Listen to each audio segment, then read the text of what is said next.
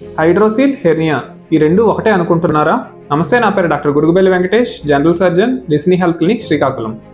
సాధారణంగా మాకు ఓపీడీకి వచ్చే పేషెంట్స్లో హెర్నియా ఉండే పేషెంట్స్ హైడ్రోసిల్ ఉందని చెప్తూ, లేదంటే హైడ్రోసిల్ ఉన్న పేషెంట్స్ హెర్నియా ఉందని చెప్తూ రెండింటికి కన్ఫ్యూజ్ అవుతుంటారు. అసలు హైడ్రోసిల్ అంటే ఏంటి, హెర్నియా అంటే ఏంటి, ఈ రెండింటికి డిఫరెన్సెస్ ఏంటి? సాధారణంగా ఈ రెండు స్వెల్లింగ్స్ కూడా గ్రాయిన్ ఏరియా మరియు స్క్రోటల్ సాక్ ఏరియాలో మనం చూస్తాం.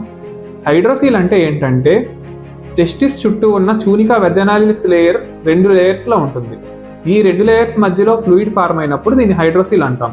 ఇది మనకి బయటికి స్మూత్ స్వెల్లింగ్ గాను, పెద్ద స్వెల్లింగ్ గాను, పెయిన్లెస్ స్వెల్లింగ్ గాను కనిపిస్తుంది.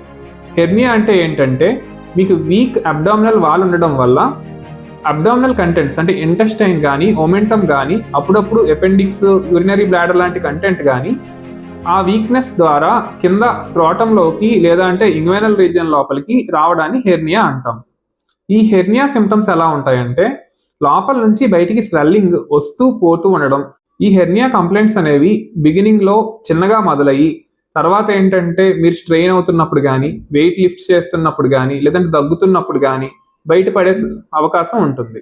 గ్రాడ్యువల్గా ఈ హెర్నియా కంప్లైంట్స్ విపరీతమైన కడుపు నొప్పి, వామిటింగ్స్ అంటే ఇంటెస్టినల్ అబ్స్ట్రక్షన్లో కూడా కాంప్లికేట్ అయ్యే ఛాన్స్ ఉంటుంది. హైడ్రోసిల్ కన్నా హెర్నియా కాంప్లికేట్ అయ్యే ఛాన్స్ ఎక్కువ. హైడ్రోసిల్కి, హెర్నియాకి చూడడానికి ఒకేలా కనబడినా ఈ రెండింటికి ట్రీట్మెంట్ డిఫరెంట్గా ఉంటుంది. హైడ్రోసిల్కి స్క్రాటం ద్వారా ఇన్సిషన్ ఇచ్చి చిన్న సర్జరీ చేయాల్సి ఉంటుంది. అదే హెర్నియాలో ఇంగ్వైనల్ రీజియన్ ద్వారా సర్జరీ చేసి అందులో మెష్ ప్లేస్ చేయాల్సిన అవసరం ఉంటుంది. దీన్ని మనం హెర్నియాప్లాస్టీ అంటాం.